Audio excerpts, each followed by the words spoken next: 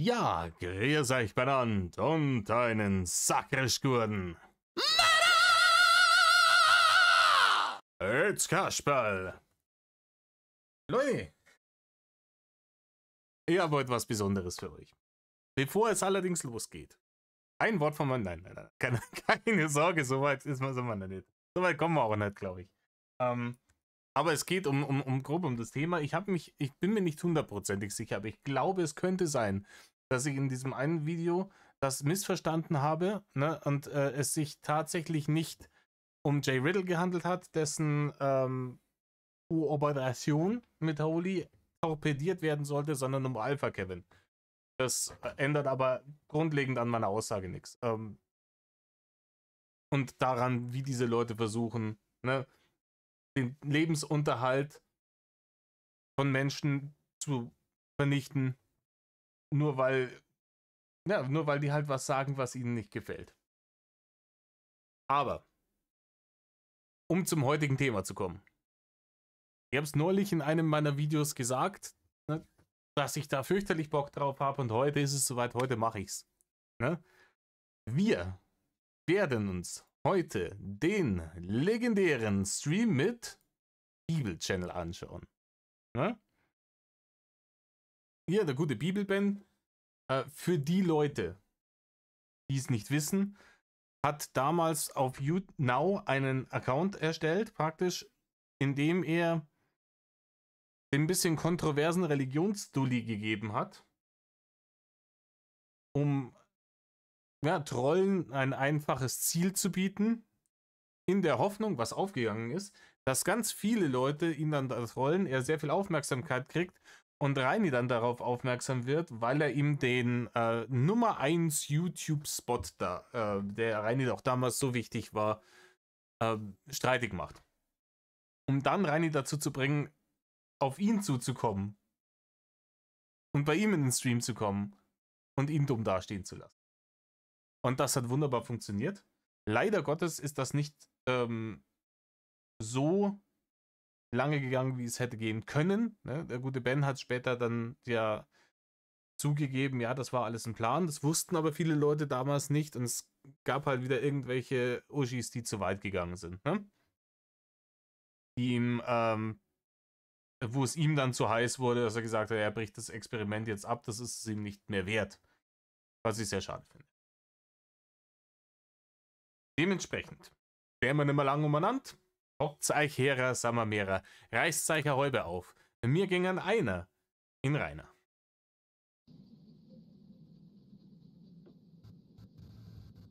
Oh, das tut ja jetzt schon weh. Hallo, guten Tag.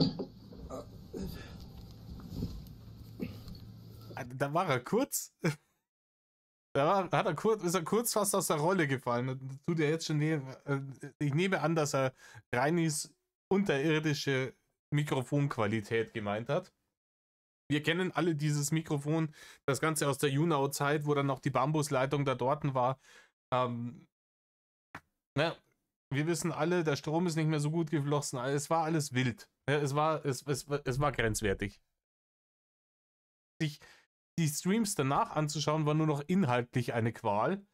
Die Streams davor, bevor er sich das sauteure Mikro gekauft hat und das er nie richtig eingestellt hat und bevor er nicht diese scheiß Glasfaser gehabt hat, war es nicht nur inhaltlich eine Tortur, sondern halt eben auch für die Augen, das komplette Ding ist alles grisselig, man sieht's. Ne?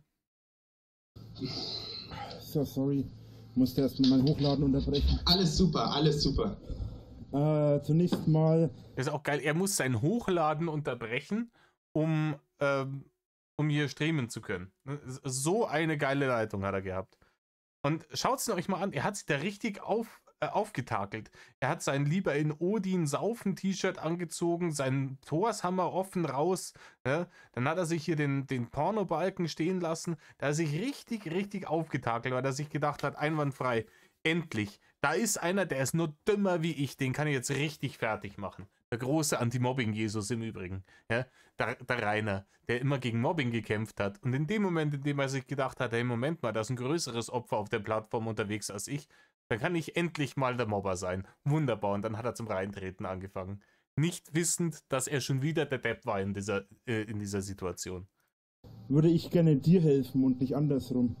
Alter, es fängt schon geil an. Sorry, dass ich jetzt wieder alle 2 Sekunden unterbreche, aber ihr kennt's mich. Wie gesagt, der Ben hat ihm angeboten, ihm zu helfen. Ne? Wegen, ja, mit Gott und allem bla bla bla. Und Reini, ihr merkt es, er ist voller Tatendrang. Jetzt erzähl ich dir mal was.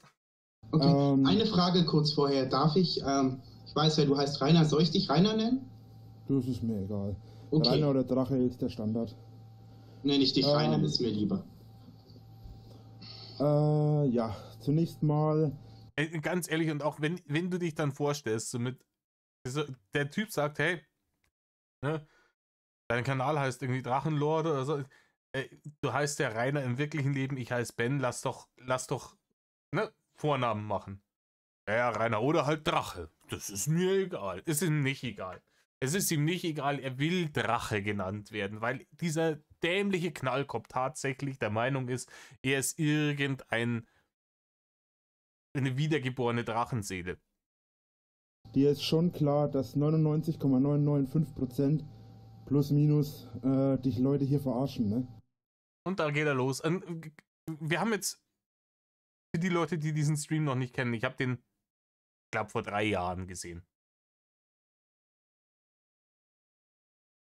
Ab hier geht er los, der Spiegellord, und die nächsten 40 Minuten wird es so bleiben. Also der Spiegellord, nicht der Spiegellord-Kanal, der die Re-Ups gemacht hat, sondern Rainer, wie er spiegelt und es nicht checkt, ist ab jetzt permanent am Start. Und das ist für die Leute, die den schwer ertragen, schon mal eine Triggerwarnung. Für die Leute, die genau das feiern, herzlichen Glückwunsch, heute kommt er auf eure Kosten. Es wird gespiegelt. Ja, hier, ich weiß nicht, ob du es checkst, aber die ganzen Leute, die hier sind, die mögen dich gar nicht, die verarschen dich nur. Nein, Rainer. Echt? Echt? Komisch. Kennst du vielleicht noch jemanden, bei dem das so sein könnte? Zum Es Beispiel, rufen eine Menge Leute an, die mir Quatsch erzählen. Aber es sind auch genug Leute da, die mir helfen. Und das ist jetzt geil. Das ist jetzt geil, weil der Mann ist so genial. Ben spielt jetzt hier den Rainer. Ja, Rainer spiegelt und übernimmt die Rolle seiner, sagen wir mal, Kritiker. Ne? Also die Leute, die ihm das so gesagt haben, ne, waren ja, weiß nicht, ob es waren, egal. Und sagt ihm, hey, im Übrigen, die Leute verarschen dich, du hast hier größtenteils Hate-Watcher, pass mal auf, so die mögen dich gar nicht wirklich. Und Ben übernimmt jetzt den Reini-Part und sagt, ja, nee, ich habe aber auch Fans. Ne? Es ist großes Kino. Im Übrigen, ich habe irgendwas gesehen, ich habe nur das Thumbnail und den Titel gesehen. Ich glaube, dass Demon irgendwie ein Interview mit Ben machen will. Ich bin sehr gespannt. Ich fand Ben einen sehr, sehr großartigen Akteur im Drachengame. Ich hätte gern mehr von der Sorte gehabt. Weniger von Kuchenkindern, die da hier die Scheiße bauen. Weniger Taschenlampen-Max, mehr Bibel-Ben. Und geholfen werden haben wollen. Also, das Problem ist, dass es hier Leute gibt, die herkommen und die Scheiße bauen, Reini. Sowas wie Segne Eva Braun. Dir ist klar, wer das ist, oder? Weil wenn nicht, hast du bitte entschuldige, soll keine Beleidigung sein, eine sehr schlechte Allgemeinbildung. Das ist nämlich die Frau von Adolf Hitler gewesen. Das sagt der Mann, der damals die Holocaust-Aussage getroffen hat, einfach nur aus Verlegenheit, weil er zu dumm war, zu wissen, was das ist. Ne? Kommt jetzt zu ihm und sagt, du weißt schon, das ist ganz schlechte Allgemeinbildung, wenn du nicht einmal weißt, wer Eva Braun war. Im Übrigen hieß die dann am Schluss wahrscheinlich dann Eva Hitler, oder? Die Leute sagen immer Eva Braun, aber die haben ja geheiratet, kurz bevor sie sich erschossen haben. Im Übrigen, Hitler hat viel Scheiße gebaut, aber Props, er war der Dude, der Hitler gekillt hat. Schlechte Hitler-Witze abgehakt, einwandfrei, können wir weitermachen. Ja, es ist unfassbar. Er hier, der damals ist eine nice Sache, Aussage getroffen hat, kommt jetzt hier um die Ecke und erklärt hier dem Bibelband, dass er so eine schlechte Allgemeinbildung hat, weil er nicht weiß, wer Eva Braun ist. Und weil irgendjemand hat das wohl in einem vorherigen Stream von ihm gesagt, ob er Eva Braun segnen kann. Und das hat er halt gemacht. Klar hat er das gemacht, das hat ihm ja in die Karten gespielt. Einwandfrei, da gibt mir jemand die Möglichkeit, mich als wirklich der allerletzte Dulli hinzustellen. Übrigens, hier, das war 2017, Leute. 2017. Das war 3,5 Jahre nach Traurig kommt zu mir. Also das ist das richtig, richtig gut gealtertes Met. Und ich glaube, das wird auch nicht schlecht. Quatsch. Und obwohl das war die Frau von Adolf Hitler, das ist kein Quatsch. Das haben dir sogar Leute hier im Chat geschrieben. Ich glaube, die Monetarisierung für das Video kann ich jetzt schon im Klo runterspülen, so oft wie dieser Name bereits gefallen ist. Ja, dann gilt die Segnung nicht. Ich kann ja keine Sünder segnen. Davon abgesehen. Ja, da hat er seine Rolle jetzt ein bisschen schlecht gespielt, weil natürlich kannst du auch Sünder segnen. Ne? Das macht ja auch Sinn. Ne? Das ist ja auch zum Beispiel, ne? Du kriegst ja auch einen Segen nach deiner Beichte. Ne? Ist die schon gestorben, soweit ich weiß. Dann kann ich sie sowieso nicht segnen, dann gilt die Segnung nicht. Also alles okay. Davon abgesehen. Und das Geile ist, Reini ballert hier, ja, das ist die voll die schlechte Allgemeinbildung, ja, das war ja die Frau vom Ding und bla bla bla bla. Ja, die ist schon gestorben, soweit ich weiß. Er weiß nicht mal sicher, ob die tot ist, Alter. 2017. Weiß er nicht. Macht vorher einen auf Klugscheißer-Lord und gibt halt 30 Sekunden später zu, dass er nicht mal weiß, ob die Frau tot ist oder nicht. Allgemeinbildungslord. So. Solltest du vielleicht auch ein bisschen offener für die Welt sein. Nein, du bist auch offen für die Welt. Das Einzige, was bei dir offen ist für die Welt, ist Maul und das Arschloch. Offen für die Welt, sagt er, weil er in seinem Drecksschimmelhaus hat er sich verschanzt über Jahre hinweg. Wollte mit der Außenwelt nichts mehr zu tun hatten, haben nur noch übers Internet kommuniziert mit den Leuten. Weil im Internet ist praktisch, da kann man die Leute blocken und bannhammern oder man kann selber irgendwie dann aus dem Discord rausgehen. Wenn die einem mit so ekligen Dingen kommen wie, ich weiß nicht, der Realität. Ne? Der Realität und die Tatsachen, dass man sein eigenes Leben vor die Wand gefahren hat oder dass man halt, ne?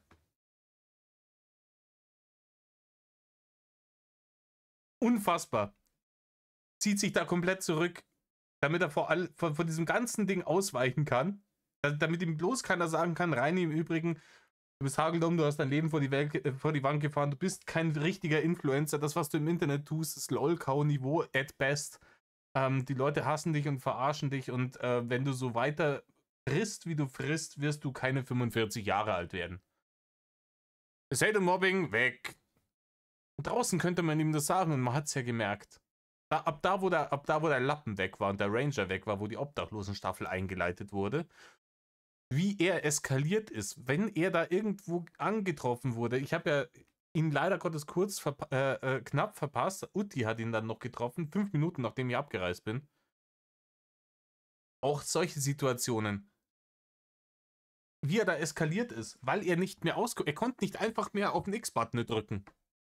Damit er es nicht mehr hören muss, was in der Realität passiert. So, er ist direkt konfrontiert worden damit.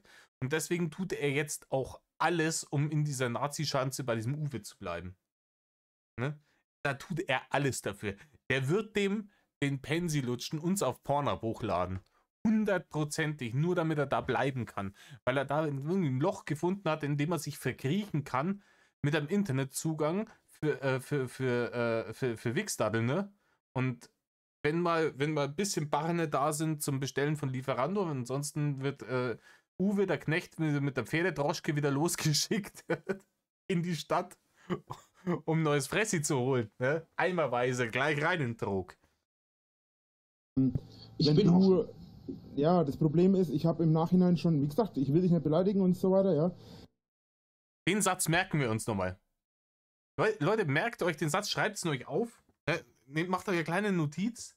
Ne? Rainer hat gesagt, bei 1 Minute 47, ich will dich nicht beleidigen. Klar kommt jetzt erstmal ein aber wie viel wettet ihr drauf? Wird er ihn noch beleidigen in dem Stream? Und falls du mich jetzt rausschmeißt, wenn ich das sage, was ich sagen will. Nein, alles super. Ich pass auf, bin offen. Ich bin hier auf YouNow mit einer von den allergrößten Streamern. Ja? Soll jetzt nicht arrogant sein oder so, sondern nur, dass du Bescheid weißt, wer ich bin. So viel, wie ich von dir höre, glaube ich dir das. Ich bin auch, abgesehen von dir, immer auf Platz 1. Also, außer wenn du da bist, bin ich auf Platz 1 immer. Es brennt ihm ganz schön im Sack. Das brennt ihm ganz schön am Sack. Er hat ja davor, als er da auf YouNow angefangen hat, immer, ich weiß nicht mehr genau, wie das war, ja, unter einem bestimmten Hashtag gestreamt, aber er hat wirklich für YouNow-Verhältnisse sehr viele Zuschauer gehabt. Natürlich waren das alles Hater, aber der hat sich da tierisch was drauf eingebildet, der hat sich da einen Sack damit aufgeblasen und dann kommt da einfach dieser kleine Ginger daher, labert irgendwas über Gott, segnet Eva Braun und nimmt ihm die Krone weg. Und das konnte er nicht auf sich sitzen lassen. Das war auch das Ziel vom Bibelben und es hat so perfekt funktioniert. Das konnte er nicht auf sich sitzen lassen. Dann kommt er daher und setzt sich bei ihm in den Stream und sagt erst einmal, schaut's mir mal. Ich bin ja der Größte. Ich bin ja der Beste. Schaut's auf YouNow. Ja, auf dieser weltmännischen Plattform. Offen für die Welt müssen wir sein, gell? Auf YouNow bin ich der Größte. Da wo die ganzen, wo ansonsten komische Pädobären unterwegs sind, die Gummipimmel an ihre Bauchrednerpuppen dranhängen und auf irgendwelchen öffentlichen YouNow-Veranstaltungen, offizielle öffentliche YouNow-Veranstaltungen, dann minderjährige Mädchen auf die Bühne holen, damit sie den Plastikpimmel von der Bauchrednerpuppe anlangen und dann anzügliche Witze reißen. Ne? Im Übrigen, ja, über Thomas Gottschalk wird abgerantet. Ne? Klar, ich fand den Mann schon immer unangenehm. Aber solche Sachen kriegen eine ganz kleine Randnotiz in unseren Medien. Ne? Just saying. Aber unter solchen Leuten ist er der Größte. Großartig, Rainer, hast du gut gemacht. Ne? Es gibt schon einen Grund, warum ein Mr. Wissen to go jetzt bei Funk ist und nimmer bei YouNow. Das liegt aber bei dir nur deswegen daran, dass du auf Platz 1 bist, weil eben sehr, sehr viele Leute hier sind, die dich verarschen wollen. Nein. Aber Reini, das ist doch bei dir nicht anders. Das dein Problem ist, und wir haben jetzt hier die Birella-Situation wieder. Ihr erinnert euch noch an Birella? Da hat er es genauso gemacht.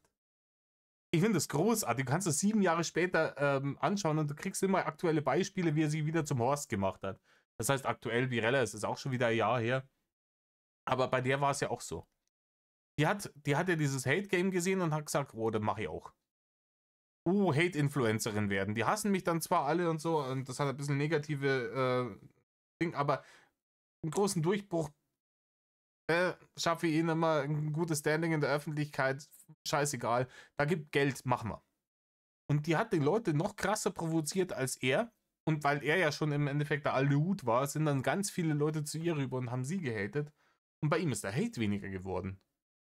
Und wenn der Hate weniger wird, dann wäre auch der Cashflow weniger. Ja, Rainer hat ja schon immer gesagt, er weiß, er muss den Hate provozieren, aber der Cashflow konstant bleibt. Und das hat ihn so angekotzt, dass er zu Birella gegangen ist und der hat er genau denselben Schmüh erzählt hier. Oh, du musst aufpassen, ich bin so größer, ich mache das schon viel länger, ich kenne mich da richtig aus, du musst da echt, die hassen dich alle, tu dir das nicht an. Warum hat er das gemacht? Weil er so guter Mensch ist und sich Sorgen gemacht hat um das Wohl? Natürlich nicht. Ne? Die haben ihm seine Audience geklaut einfach. Scheiße, da ist jemand, der ist noch dümmer als ich, der wird, der nimmt mir meine Hater weg. Und wenn ich keine Hater mehr habe, dann versinke ich in der Bedeutungslosigkeit, dann muss ich vielleicht, Gott bewahre, noch tatsächlich irgendwann an der Lohnarbeit nachgehen. Aber dann klingelt der Wecker um 7 in der Früh. Nein, dann. Tatsächlich gibt es oder gab es vorher keinen YouTuber oder YouNower, der mehr gehatet wurde als ich.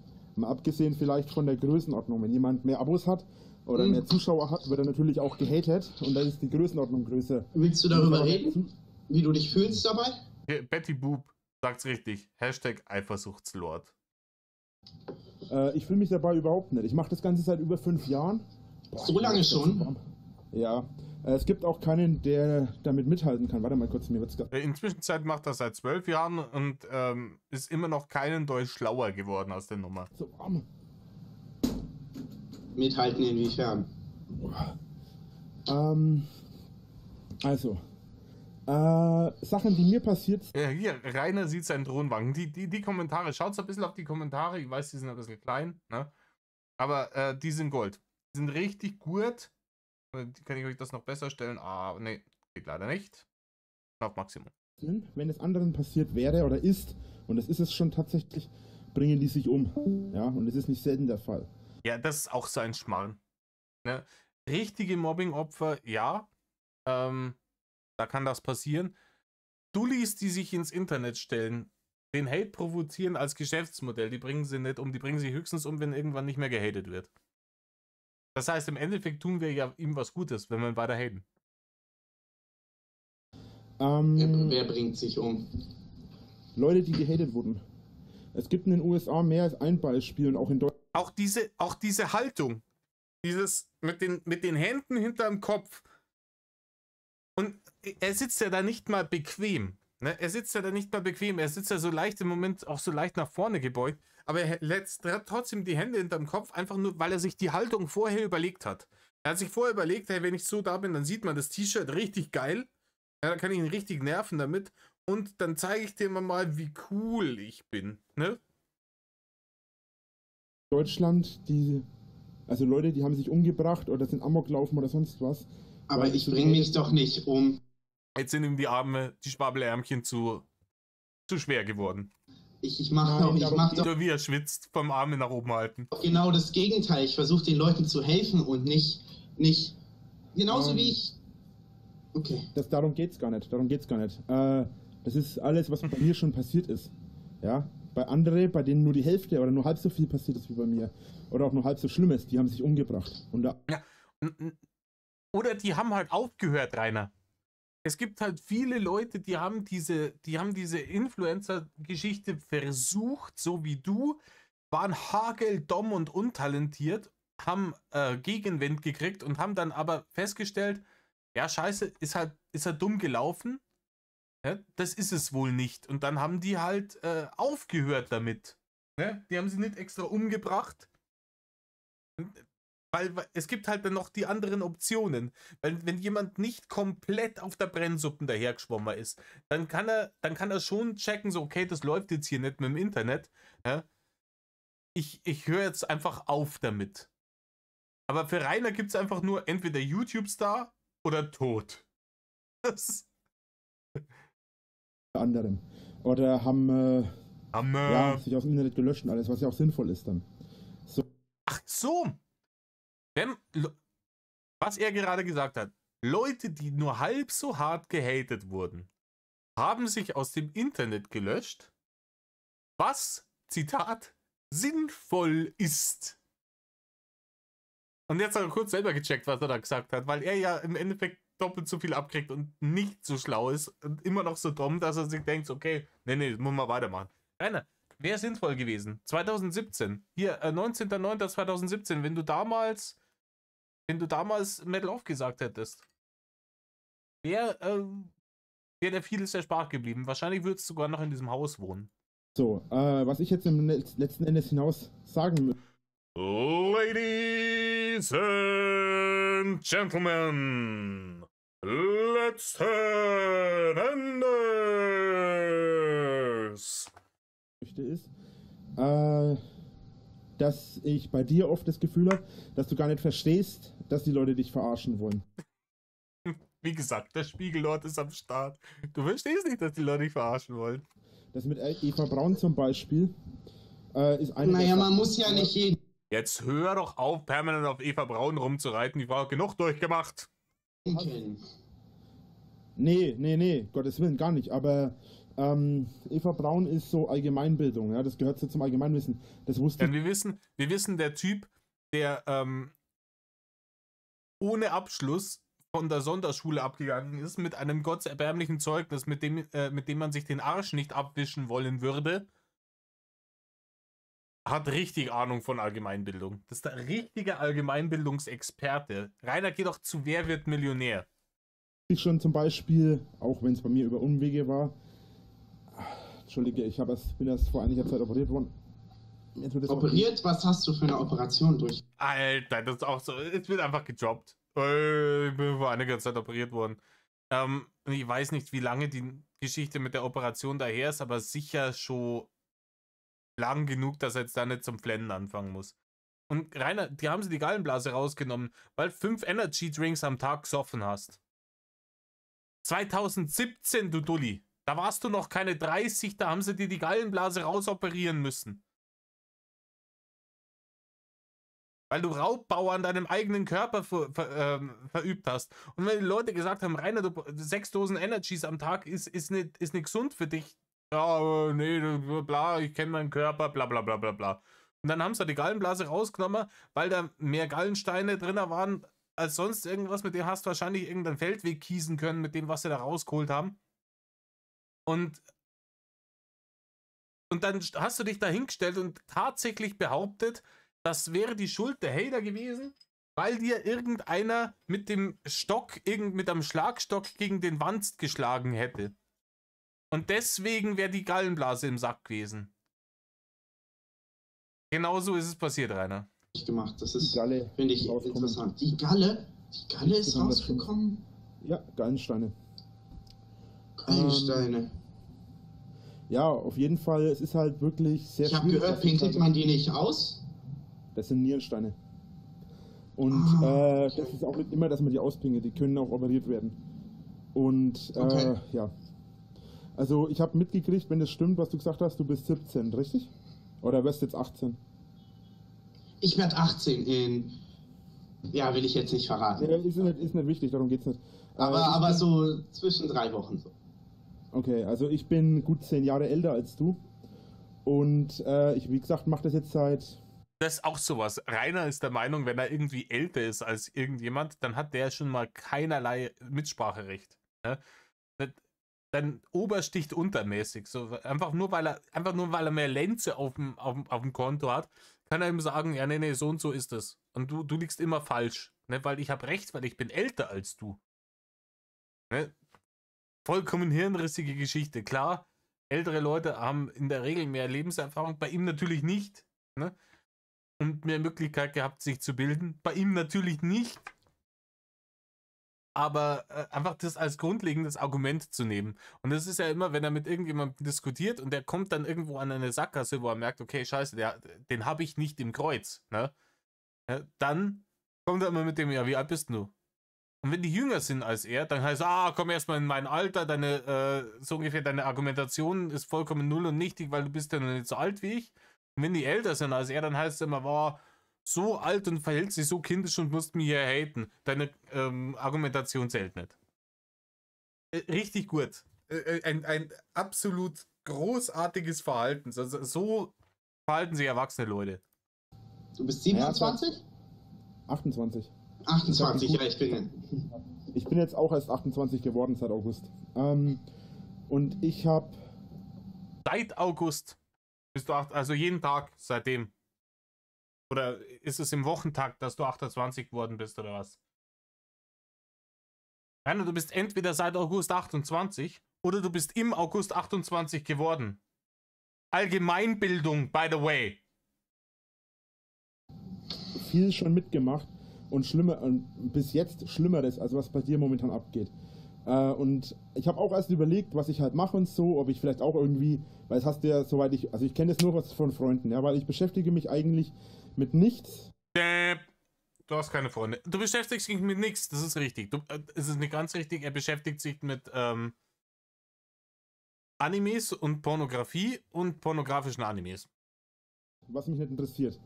Das ist aber immer nur die widerlichen Sachen. Ja? Also wenn die Protagonistinnen in den pornografischen Animes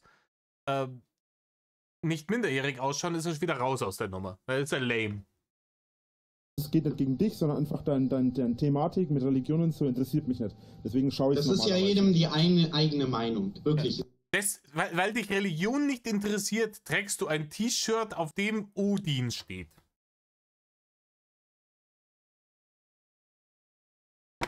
Muss ich noch was dazu sagen? Und ganz ehrlich, dieser arrogante Fotzenhobel, den er sich da hat stehen lassen, das ist ja fürchterlich. Das ist kann ja deine eigene Meinung sein. Genau.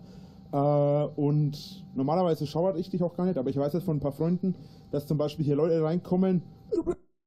Wenn er so latent zum Fränkeln anfängt, also das richtige Fränkeln, ne? Ist immer Lügenanzeichen. Normalerweise schaut er dich ja auch gar nicht. Das heißt, er schaut ihn sich sehr genau an. Seitdem er das erste Mal irgendwie im Stream gemerkt hat, oh scheiße, der streamt gerade, der hat einer mehr Zuschauer als ich. Es wäre ihm die Galle vor Neid hochgekommen, wenn sie die kurz vorher nicht rausoperiert hätten, dass der mehr Zuschauer hat, und seitdem hat er sich den dauernd gegeben. Er behauptet ja auch immer, er schaut sich keine Hater-Videos an, er schaut aber jedes Profi-Video 100%. Ja? Auch einfach nur aus Neid und Missgunst und Hass. Wichser! Und dann haust du raus. Ist ja okay, ist verständlich. Oder die erst freundlich mit dir reden, so wie ich jetzt, und am Ende irgendeinen Scheiß raushauen. Ja, dann sowas wie Tee raus, so, ja. Ja. Und das sind halt so die Sachen. Sind bei dir, ich weiß nicht, ob es bei dir im Real Life schon irgendwelche Probleme gegeben hat. Bei mir sind die im Real Life aufgetaucht. Wo? Bei mir haben sie, ja, bei mir vor der Haustür. Wo denn? Real Life, okay. reales Leben. Englisch. Und ja. Ja, da kriege ich, ganz ehrlich, da kriege ich Hasslatte auf einem anderen Niveau. Wenn er anfängt, dann so arrogant von oben heran. Englisch. Weiß nicht, kannst du bist ja nur so jung und du bist ja so blöd. Ja, natürlich kennst du den Begriff Real Life nicht, weil Englisch lernt man ja erst, wenn man über 20 ist. Er, der große Englischlord. Ja, ich habe neulich wieder was gesehen, wo er versucht hat, Englisch zu reden. Alter, mich wundert es auch nimmer, dass ein Bone Clicks da damals auf den aufmerksam geworden ist, weil das war einfach jenseits von Gut und Böse zum Fremdschämen. Ja? Die haben halt hier wirklich schon viel Scheiße abgezogen. Vor 3 Jahren, als ich auf YouTube auf YouNow angefangen habe, gab es eine Aktion mit der sogenannten Erdbärchen. Das kannst du bei Gelegenheit mal auf YouTube googeln oder nicht. Die Erdbärchen-Geschichte wieder rausziehen. Ja? Ganz ehrlich, ich hab jetzt vor kurzem mal mich mit der alten Freundin wieder unterhalten. Man sieht sich nur sehr selten, aber wir kennen uns seit über 20 Jahren. Und wir haben uns seit langem nicht mehr gesehen und wir haben uns mal wieder unterhalten und habe ich erzählt über dieses Drachengame, da habe ich auch dann so diese Erdbärchen-Geschichte mal erzählt. Und da auch so, oh mein, sowas macht man aber nicht. Und ich dachte, wenn man weiß, wie er ist, das kehrt einem nicht anders. Und er wird jetzt wahrscheinlich ich habe es nicht mal im Kopf, aber er wird jetzt die eklatanten Sachen auch wieder weglassen, einfach nur sich darauf konzentrieren, was da passiert ist. Und wenn man das dann so hört sich dann auch wirklich fürchterlich an. Aber auch die Sachen, die er in den Konversationen mit Erdbärchen gebracht hat, von wegen, oder du hörst dich eng an oder sowas, ne? Wenn sie ihm gerade das Herz ausschüttet. Höchstgradig widerlich. YouTube schauen. Erdbärchen, Drachenlord, Heiratsantrag. Da haben sie mich auch verarscht. Das ging allerdings über ein paar Monate hinweg mit einer Frau, die mich halt hinterher dann verarscht hat. Rainer, es waren nicht mal 4 Wochen. Rainer, es waren nicht über ein paar Monate hinweg. Nach 2 Wochen wolltest du denn schon einen Heiratsantrag machen. Laber kein Stuss. Und was weiß ich alles. Und ja. Und was weiß ich alles ist im Übrigen auch immer so ein Platzhalter für, da ist ganz viel passiert, was mich scheiße aussehen lässt und was das Ganze deutlich abschwächt und eigentlich dann am Ende dann schon dafür sorgt, dass du denkst, dass ich das verdient habe. Aber ich möchte das jetzt nicht wirklich gerne sagen, weil ansonsten stehe ich nicht als armes Opfer von Cybermobbing da. Und deswegen, was weiß ich alles. Letzten Endes, will ich eigentlich Leute, sagen, du solltest wirklich überlegen, ob du so weitermachen möchtest, wie du jetzt weitermachst, weil dieses neidische, kreislige, durchgerte Ding.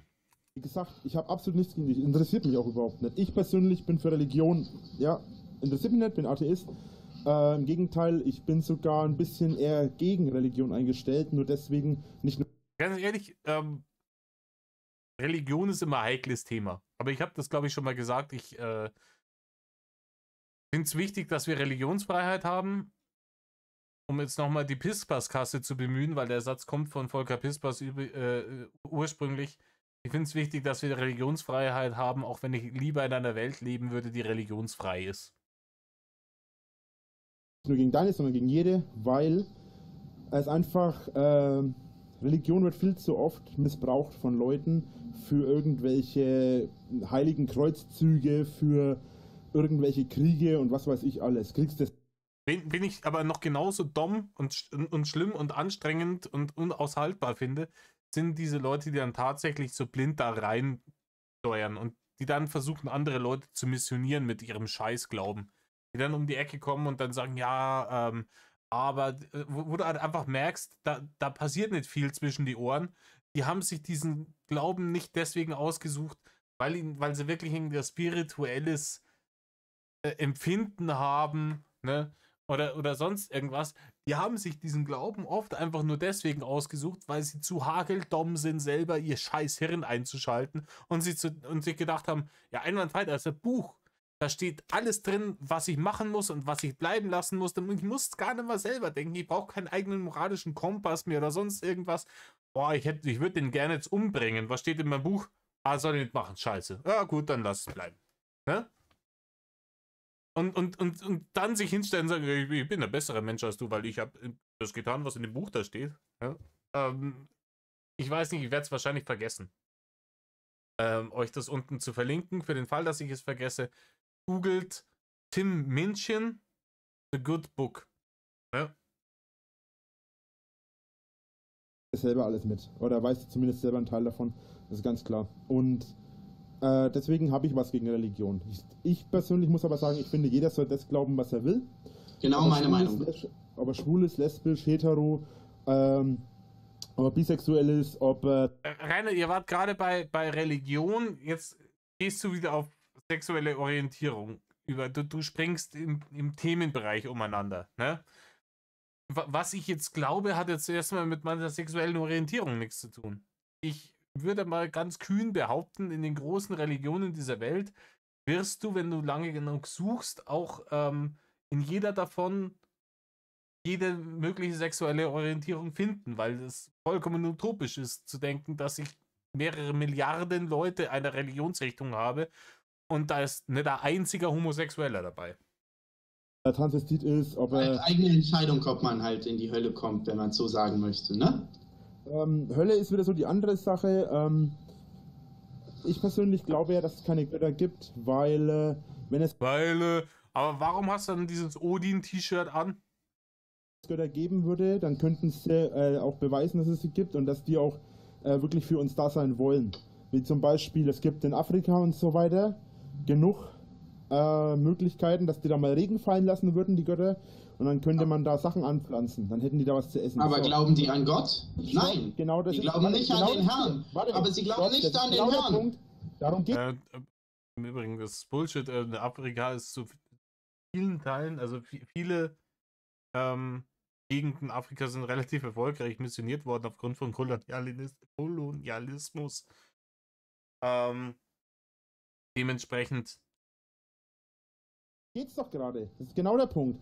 Würden die nicht an Gott glauben oder glauben die nicht an Gott, könnten die Götter dafür sorgen, dass die ihren Glauben festigen oder dass sie ihren Glauben bekehrt bekommen, wenn da gegossen wird, wenn da Regen gefallen wird? Wenn man sowas möchte, muss da schon was kommen. Ich meine, es wird nicht einfach gegeben, damit man dann glaubt, weißt du, das muss von einem selber kommen. Hirnloser Glaube oder Glaube sollte nicht bedingungslos sein, finde ich.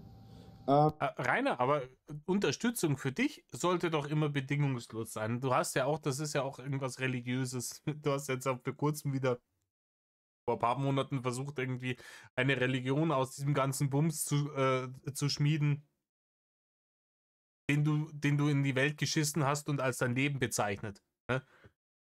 wo du dann irgendwelche vagen Theorien ins Internet gepimmelt hast darüber, was da deine Religion ist, wo kein normal denkender Mensch auch nur ansatzweise mitgekommen ist. Also es hat auf jeden Fall irgendwas mit Bimsen zu tun und Kinder sind involviert und da war ich raus aus der Nummer. Ne? Weiß ich nicht, ob du jetzt gerade der Richtige bist, da um genau solche Takes abzulassen. Es ist klar, ja, die Götter wollen, dass man an sie glaubt. Oder die Götter wollen einem helfen, die wollen, dass einen lieben, ja. Ich bin evangelisch getauft worden. Ich bin, wie gesagt, Atheist, ich glaube nicht dran, aber ich wurde getauft, weil Jünger, ne, Eltern entscheiden. Und ich habe immer beschlossen gehabt, als die mich damals getauft haben oder so, als ich dann irgendwann angefangen habe, nicht mehr an Gott zu glauben, habe ich mir gedacht, naja. Keiner macht der Glas in die scheiß Scheibe, man hört die scheiß Autos, die draußen vor der Haustür vorbeifahren. Warum hast du aufgehört? Gott liebt uns, weil es einfach keinen Grund gab dafür. Das ist ja das, was ich gerade erklären will. Wenn die Götter uns wirklich lieben würden, dann würden sie keine Bedingungen stellen, dass wir an ihnen glauben, dass wir sie anbeten und was weiß ich alles. Es sind keine Bedingungen, aber das ist sozusagen, weißt du. Das ist aber das, was du gerade gesagt hast. Wenn die in Afrika nicht an Gott glauben, dann kriegen die auch keinen Regen, so ungefähr. Ja, aber wenn sie nicht an Gott glauben, kann der Herr ihnen nicht helfen. Ja, aber pass auf, würde der Herr machen und da er die Menschen liebt, würde er den ersten Schritt machen, dann würden die ja an ihn glauben, dann hätten sie ja einen Grund an ihn zu glauben.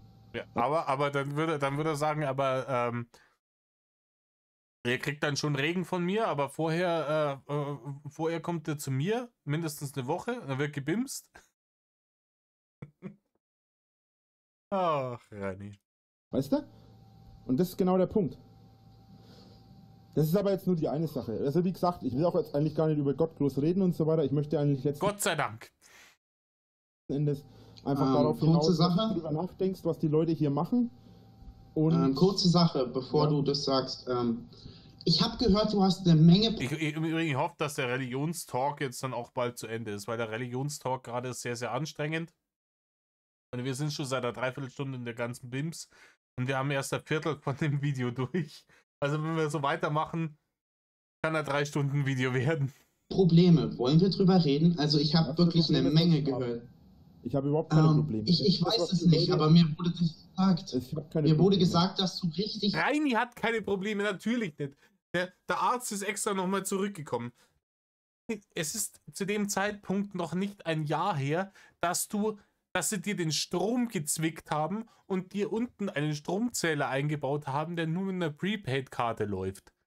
Ja, du musst praktisch, wie wenn du in den 90ern telefonieren wolltest, eine Karte da reinstecken, bevor Strom aus der Steckdose kommt. Ja, das müsst ihr euch vorstellen, der Mann musste mit einer Telefonkarte, mit so einer Chipkarte da hingehen, da Geld draufladen, dann wieder nach Hause fahren und das dann in... es ist unfucking... Er hat keine Probleme. Er wiegt zu dem Zeitpunkt schon jenseits der 200 Kilo. Ich habe heute einen Spiegel-TV-Beitrag gesehen. Ich glaube, es war Spiegel TV. Ich werde den demnächst behandeln. Da ging es um adipöse Menschen. Und den fand ich relativ interessant. Da hätte ich auch was dazu zu sagen. Den wollte ich jetzt demnächst mal behandeln. Aber das hat jetzt erstmal Vorrang. Er hat keine Probleme. Er hat einen Prepaid-Stromzähler im Keller. Die Schanze schimmelt ihm zu dem Zeitpunkt schon überm Wurstkopf weg.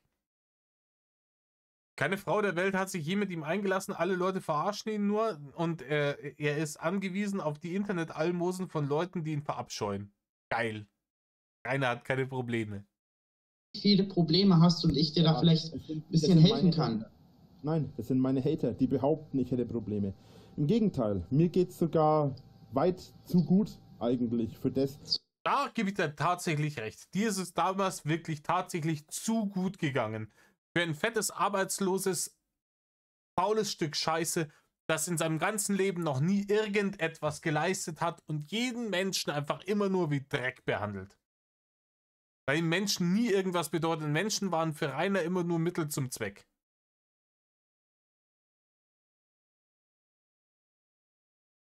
Was die mir alles angetan haben, dafür geht's mir gut, ja. Was wurde dir denn angetan? Nicht genug. Ja, unter anderem, wie gesagt, psychische Misshandlung, teilweise körperliche Misshandlung. Im Übrigen, die Story verändert sich auch je nachdem, ob er jetzt die harte Metal-Drecksau ist, die dem Gegenwind irgendwie sich entgegenstellt, ins Gesicht wehen lässt und das alles heldenhaft erträgt, oder ob er das arme Bübelchen ist, dass er Mitleid und Unterstützung braucht. Ne? Auf der einen Seite entweder behauptet er, ja, ich bin psychisch misshandelt worden, bitte gebt mir Geld, oder ist auf der anderen Seite, das macht mir alles überhaupt nichts aus, lasst sie kommen, Milliarden sollen sie kommen, hat er gesagt. Milliarden, schickt Milliarden, hat er gesagt. Der hat sauber mit die Ohren schlackern, wenn ihm tatsächlich einmal Milliarden vor der Schanze gestanden wären. Du wurdest angegriffen? Meinst du Ja. damit? Ich wurde mit dem Schlagstock angegriffen, mir wurde ein Zahn ausgeschlagen. Rainer, diesen Zahn hast du verloren, weil du mit einem Besenstiel bewaffnet auf friedliche Besucher losgegangen bist. Der eine davon den Stock gepackt hat, um sich selber zu verteidigen, und als du ihm den entreißen wolltest, hat er losgelassen und du hast ihn dann selber in dein kreisliges Gefries reingehauen. Und hast dir den Zahn, der vorher schon halber durchgeschimmelt war, und man hat es gesehen, der hat schon schwarz durchgeschimmert vorher. Den hast du dir selber dann mit deinem eigenen Besenstiel, den du dabei hattest, um friedliche Besucher tätlich anzugreifen, aus der Fresse gehauen. Und das ist die Definition von Karma gewesen. Ein Schlagstock? Mit dem Schlagstock wurde ich angegriffen, mir wurde ein Zahn ausgeschlagen im Nachhinein von jemandem. Ich wurde mit Eiern beworfen, mein Grundstück, mein Haus wurde mit Eiern beworfen. Sachschäden sind entstanden. Ganz ehrlich, das Grundstück, das Haus mit Eiern bewerfen, ne, ist kindisch und nicht cool. Wo ich sagen muss, wo ich geschmunzelt habe, weil auch wirklich kein Schaden entsteht, keine Ahnung, da gehst du 2 Sekunden mit dem Kerl drüber, dann ist das wieder weg, als ihm den Ranger mit Eiern beworfen haben. Aufgrund auch seiner Reaktion. Da habe ich gelollt. Aber da habe ich richtig gelollt. Wo du das Ei fliegen siehst, das schlägt auf den Ranger an und ich geht auf und erstmal ist er kurz nach einer Sekunde so vollkommen baff. Ja, dann muss der Kopf erst noch mal die Aggression zusammenrendern und dann ist das Brüllheulen losgegangen. Oh, aufs gute Auto haben sie Ei geworfen. Aber klar, an die Hauswand Eier werfen, so ein Scheiß, ey, komm. Auch die Entglasungsgeschichten. Aber es muss auch gar nicht sein. Wie gesagt, man musste einfach nur draußen auf der öffentlichen Straße vor der Schanze stehen, beim schönen Wetter ein Bierchen in der Hand haben und gute Freunde dabei. Dann ist der Neidhammel-Lord nämlich wieder rausgemeddelt und hat zum Brüllheulen angefangen. Und zwar nicht, weil die Leute irgendwas getan haben, was irgendwie grenzüberschreitend oder sogar illegal gewesen wäre. Nein, einfach nur, weil er neidisch drauf war. Diese Leute haben sich leisten können, irgendwie in der Gegend rumzufahren, ein paar hundert Kilometer da zur Schanze hin, mit ihren Kumpels, weil sie Freunde hatten, haben mit denen eine gute Zeit verbracht, haben da draußen ihr Bier getrunken, schön in der Sonne, haben sich die am Pelz scheinen lassen und sind danach wieder nach Hause gegangen. Und er hat im Ogergehege weiter hausen müssen und war auf die Internetalmosen genau jener Dullis angewiesen, die da draußen vor der Schanze gepilgert haben. Das hat ihn angekotzt. Deswegen ist er rausgegangen zum Tanzen. Ein körperlicher Schaden ist entstanden, ein psychischer Schaden hätte entstehen können, wenn es mich interessieren würde. Wir wissen alle, Rainer hat der Held nie interessiert, deswegen war einfach nur 90% des Themas in jedem Video und in jedem Stream. So, letzten Endes, mir geht's besser als denen, wahrscheinlich. Weil ich die ganze Sache nicht an mich ranlasse. Dieser ganze Psychoterror, den die bei mir machen, der kommt an mich gar nicht ran. Wir haben alle mitgekriegt, wie das nicht an dich rangekommen ist. Gut, zu dem Zeitpunkt, ja, da gab es ja den legendären 30. Geburtstag noch nicht, weil wir wissen, er ist gerade erst 28 geworden und sie haben ihm die Galle rausgenommen.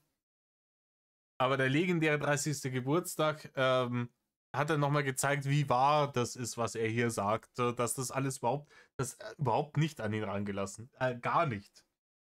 Ich brauche keine Aber es Medikamente gibt- dafür nehmen. Nee, ich brauche dafür keine Medikamente nehmen. Ich brauche nicht. Nein, Rainer, aber du musst Medikamente nehmen. Mit 28 Jahren musstest du schon Medikamente nehmen gegen das Wasser in deinen Beinen. Weil du dich von Tiefkühlmakaroni und Energy Drinks ernährt hast. Wie ein 13-Jähriger, den die Eltern zu Hause vergessen haben, als sie in Urlaub gefahren sind. Oh, ich habe jetzt 2 Wochen irgendwie High Life, sturmfrei. Ich kann machen, was ich will. Nur, dass er das über 4 Jahre durchgezogen hat. Zu dem Zeitpunkt 6 Jahre, glaube ich, seitdem Rudi den Arsch hochgemacht hat. Nichts dafür. Nicht mal im Unterbewusstsein habe ich Probleme. Und ganz ehrlich, ich habe auch Phasen gehabt. Ich habe Phasen gehabt, Leute. Ich habe nach meinem Abi, vor meinem Zivildienst, meine Zivildienststelle, bei der war das so irgendwie, keine Ahnung, das musste ein paar Monate nach dem Abi, konnte ich da erst anfangen. Aber ich habe mich selber um eine Zivildienststelle bemüht und die haben das dann mit denen geklärt vom Zivildienstamt und das, ne? Leute, ich habe da in diesen 2 Monaten oder die da dazwischen waren, auch gelebt, wie der hinterletzte Assi.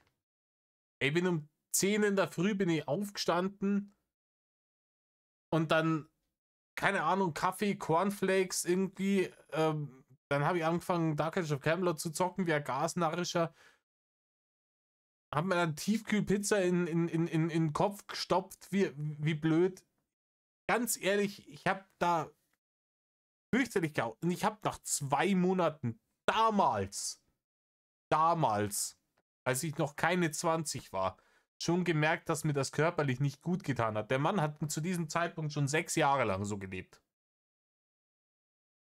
Er ist komplett wegignoriert. Und er ignoriert sie heute noch weg. Die Geschichte von wegen der Arzt ist extra nochmal zurückgekommen und gesagt, was für tolle Blutwerte er hat.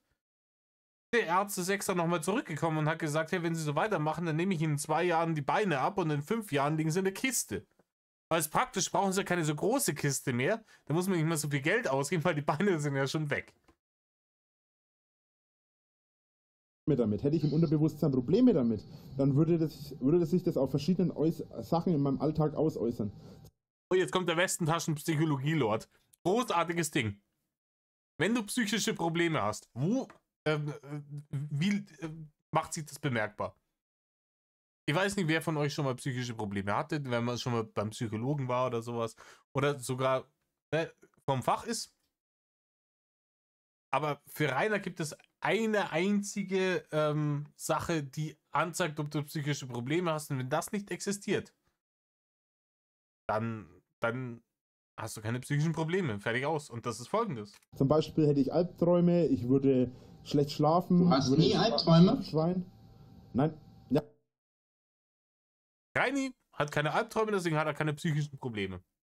Reini, ich sag dir mal was, Leute, die richtige psychische Probleme haben, die unter Depressionen oder dergleichen leiden, bei denen ist die schlimme Phase die Wachphase. Die sehnen sich nach dem Schlaf. Die schlafen oft überdurchschnittlich viel. Weil sie im Schlaf halt nicht bewusst an Scheiße denken. Und du kannst überhaupt gar keine Albträume haben, weil du überhaupt gar nicht in die Phase kommst im Schlaf, in dem du träumst, weil du Schlafapnoe hast, wie blöd, weil du 230 Kilo wiegst und in der Nacht keine Luft mehr kriegst, weil bei jedem Atemzug dein Zwerchfell gegen diese Fettmassen ankämpfen muss. Natürlich, du träumst überhaupt nichts. Du träumst überhaupt nichts, weil du gar nicht in eine Traumphase kommst, deswegen bist du auch permanent erschöpft. Ja? Deswegen ist er ja auch immer am Gähnen oder an sonst irgendwas, deswegen labert er ja immer, oh, bin ich wieder so, oh, ich weiß gar nicht hin und her. Diese Erschöpfung, er kann sich überhaupt nicht vorstellen. Rainer, das liegt am unbehandelten Diabetes und an einer Schlafapnoe aufgrund von massiver Adipositas. Und ja, du hast psychische Probleme, offensichtlich. Ja doch, Albträume habe ich schon, aber nicht von Hatern oder sowas oder mit dem ganzen Zeug, was damit zu Das tun heißt, du hast doch andere Probleme. hat. Wenn man von dem T-Rex über das Grundstück gejagt wird, naja, hat man einfach zu viel Jurassic Park gesehen, meiner Meinung nach. Ja, oder man ist halt einfach 5 Jahre alt. Ich habe keine Probleme. Das ist einfach schlicht und ergreifend ein Albtraum gewesen, weil ich einen Horrorfilm oder einen Film zu lange gesehen habe. Ich habe einmal alle 20 Jahre... Aber Leute, ich habe das aber auch. Kennt ihr das auch? Wenn ihr euch wirklich einfach intensiv mit irgendwas beschäftigt, dass ihr dann Träume habt, die dementsprechend. Keine Ahnung, ich habe vor kurzem jetzt irgendwie mit meiner besseren Hälfte The Walking Dead durchgebinged. Und ich habe halt dann auch irgendwie von Zombie-Apokalypse geträumt. Aktuell schauen wir uns Game of Thrones die alten Sachen nochmal an. Selbes Ding, ganz ehrlich, ich werde vor der 8. Staffel aufhören.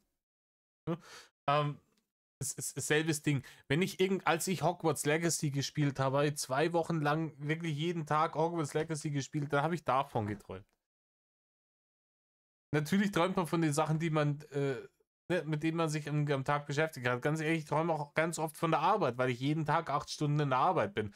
Kann natürlich Reini wieder nicht nachvollziehen. Aber ich kriege dann zum Beispiel, keine Ahnung, ich träume von so Sachen wie dem Telefongeräusch von dem Telefon in meiner Arbeit, weil ich mir denke, so scheiße, weil mich das halt in der Arbeit belastet oft. Wenn ich mich gerade auf irgendwas anderes konzentriere, dann klingelt das Telefon. Ich muss das als aufhören und da hingehen und mich dann darum kümmern und dann komme ich zurück und dann weiß ich nicht mehr, wo ich aufgehört habe und das ist alles scheiße und so. Natürlich Dinge, die dich am Tag belasten, die spuken dir in der Nacht im Kopf rum. Das ist vollkommen normal, ist bei allen Leuten so. Aber ja, bei Reini sind es Dinosaurier, Digga, weil er halt einfach gar nichts kann. Ein Albtraum vielleicht. Also ich habe in den letzten 20 Jahren vielleicht 5 Albträume gehabt, wenn es hochkommt. Es ist eine schöne Sache. Also, das heißt, Reini ist in den letzten 20 Jahren ungefähr 5 Mal so weit in seine Schlafphase gekommen, dass er geträumt hat. Herzlichen Glückwunsch, Rainer. Sehr, sehr gesund. Ja. Albträume sind was Fieses, oder? Schon, ja. Also wie gesagt, ich habe keinerlei Probleme. Höchstens ein bisschen finanziell vielleicht, aber die haben wir ja alle irgendwo. Ja, Rainer, ganz ehrlich. Nein. Klar, jeder hat ein bisschen, die meisten Leute haben irgendwie finanziell Probleme, aber er müsste keine finanziellen Probleme haben. Reini müsste keine finanziellen Probleme haben. Bei Rainer war es auch damals schon so, gerade YouNow, hier mit den Freespins und dem ganzen Scheiß. Da lag das Problem niemals an der Einkommensseite. Es war immer die Ausgabenseite, die ihn geknechtet hat. Und das ist ja bis heute so. Es ist ja bis heute so, wir haben doch erst vor kurzem wieder diese Interviews mit dem Frankengamer gehört, der gesagt hat, ja, der ist da gekommen und hat damit Geld um sich geworfen, weil er dann gerade den Ranger verkauft gehabt hat. Und dann waren irgendwie 28.000 Euro auf dem Konto und dann hat er dem halt einfach nur, ja, fahr nach Geiselwind, ja, 2,5 Stunden hin und zurück und hol mal 4 Subway-Sandwiches für hier hast du einen 100er, behalt den Rest. Ja, what the fuck? Natürlich, wenn ich so mit meinem Geld umgehen würde, dann hätte ich auch permanent Geldprobleme. Auf jeden Fall. Also mental oder sonst was geht's mir sehr gut. Körperlich, naja, nach meiner OP halt ein bisschen angeschlagen, aber das ist ja auch klar. Rainer, die OP ist dein allergeringstes gesundheitliches Problem. Rainer, du bist 28 Jahre und die haben sie jetzt schon die Galle ausnehmen müssen. Inzwischen bist du 35. Und wenn du dich auch nur leicht irgendwo mit dem Wadel anstupst, dann läuft da das Blut raus wie aus einem Springbrunnen. Und das haben die Leute auch damals schon gesagt. Haben sie gesagt, Rainer, du bist jetzt in deinen 20ern. Aktuell kann dein Körper aufgrund deiner Jugend das noch halbwegs kompensieren. Wenn du in die Mitte der 30er kommst, wird es rapide bergab gehen und Mitte der 40er, spätestens den 50er wirst du nicht mehr sehen. Wenn du so weitermachst, vollkommen egal, ihm geht's körperlich einwandfrei. Und das waren nicht zwangsweise Hater, oder es waren Hater, die ihm tatsächlich, die gesagt haben, ich mag die nicht, aber ich will auch nicht so elendig verrecken sehen. Rainer, bitte pass auf kümmere dich ein bisschen mehr um dich. Das haut alles, das geht den Bach runter. Ist ihm alles scheißegal. Ja, die Leute sind weggebannhammert worden und fertig war's. Rainer weiß es besser. Ja, wenn er das alles so besser weiß, dann soll er es besser wissen, aber dann fährt er halt gegen die Wand. Darüber hinaus habe ich keine Probleme. Hab eine schöne Freundin, hab einen guten Job. Ja, was arbeitest du?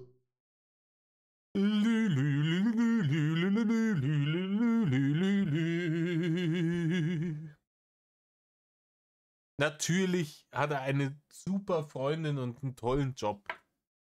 Rainer, du bist 28 zu dem Zeitpunkt gewesen, ungebomst und Internetbettler hauptberuflich. Herzlichen Glückwunsch. Ich bin YouTuber, YouNower. Ich lebe von dieser ganzen Geschichte hier. Ach, du lebst hiervon, das geht? Nein, Rainer, du lebst nicht von YouTube oder von YouNow. Heute sowieso nicht, aber auch damals nicht. Du lebst davon, dass du eine permanente Provokationsspirale am Laufen hältst. Du lebst davon, seitdem Rudi die Haxen hochgerissen hat, hast du davon gelebt, dass du Leute im Internet provoziert hast, die dir dann auf den Sack gegangen sind, um dann weiter Leute im Internet zu provozieren. Um einfach zu sagen, negative Aufmerksamkeit ist auch Aufmerksamkeit, let's fucking go. Einfach nur, weil du gewusst hast, der Algorithmus weder auf YouTube noch auf YouNow interessiert es auch nur einen feuchten Schiss, ob die Leute, die da draufklicken, dich hassen oder lieben. Und weil du von vornherein gewusst hast, dass du ein narzisstisches Charakterschwein bist, das absolut nicht liebenswürdig ist. Und ich meine nicht liebenswürdig im wörtlichsten Sinne.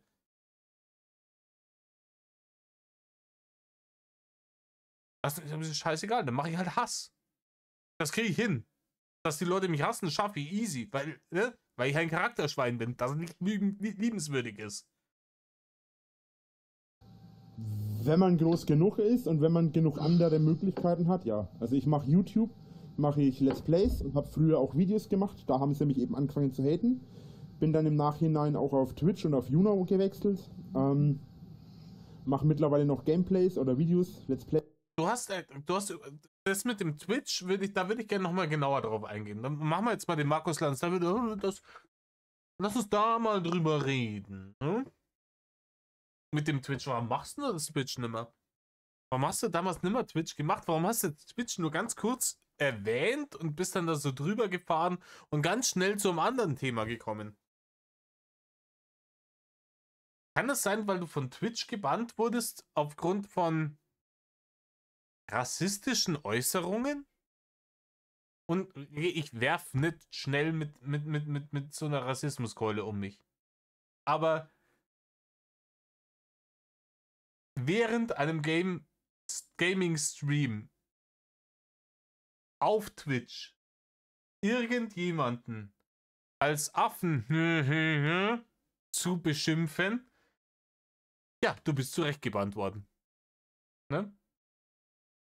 Und er verkauft uns das ja bis heute als irgendwie ein Ausrutscher.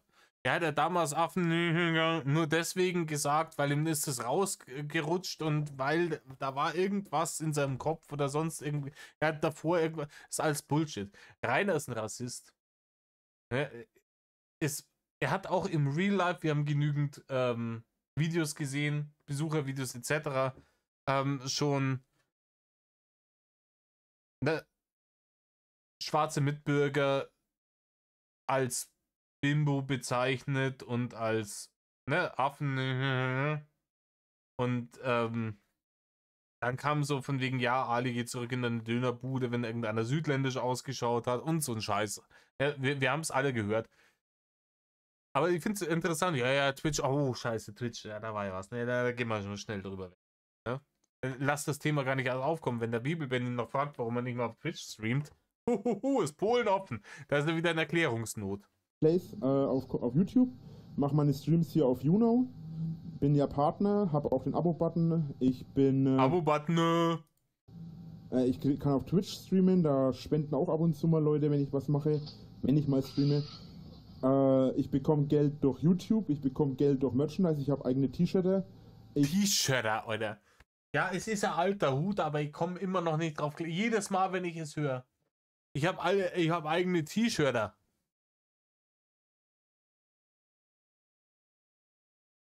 Und man hat ihm damals schon 1000-mal gesagt, der Plural von T-Shirt ist T-Shirts. weil es ein englisches Wort ist. Der Plural ist T-Shirts. Auch im ne, eingedeutschten Ding. Ja, und warum ist der Plural auch in der eingedeutschten Version T-Shirts? Weil T-Shirter einfach klingt, als wärst du als Kind mit der Schaukel zu nah an der Wand gestanden und hättest immer alle Latten am Zaun. Ich habe eigenes Merchandise. Aber er hat immer T-Shirter gesagt. Und wenn man ihm sagt, Reini, das ist dumm, das heißt so nicht, dann für mich ist das so. Das ist dieselbe Geschichte mit, die Haut ist kein Organ oder so ein Krampf. Ne? In seiner Realität ist es dann immer anders. Mit dem Also das Shirt, mit dem ist Poster. alles schön, aber das ist Ja, ja das alles gut Poster und hier schön, im aber Schwarzen. wenn du... Er hat sich ja tatsächlich ein T-Shirt, sorry, mein Hirn. Ne? Wenn ich mit dem Drachen einlässt, verändert sich nicht der Drache verändert dich. Er hat ja wirklich diese Poster in jedes seiner Zimmer im Haus, hat er eins von diesen Postern mit seinem eigenen kreisligen Grind an die Wand gehängt. Aber er ist nicht narzisstisch. Wild. Leute, wenn ich irgendwie berühmt wäre, jetzt mal angenommen, keine Ahnung, ich wäre irgendein bekannter Musiker und es gäbe Poster, die ich verkaufe, Merchandise von mir. Den Teufel tat ich tun und mir das in die eigene Butze hängen. Ganz ehrlich, no fucking way würde ich mit meiner eigenen Poster in meine eigene Butze hängen. Wie dumm kann man eigentlich sein? Bin auch ich, ist auch mein eigenes. Aber das ist doch kein richtiger Beruf.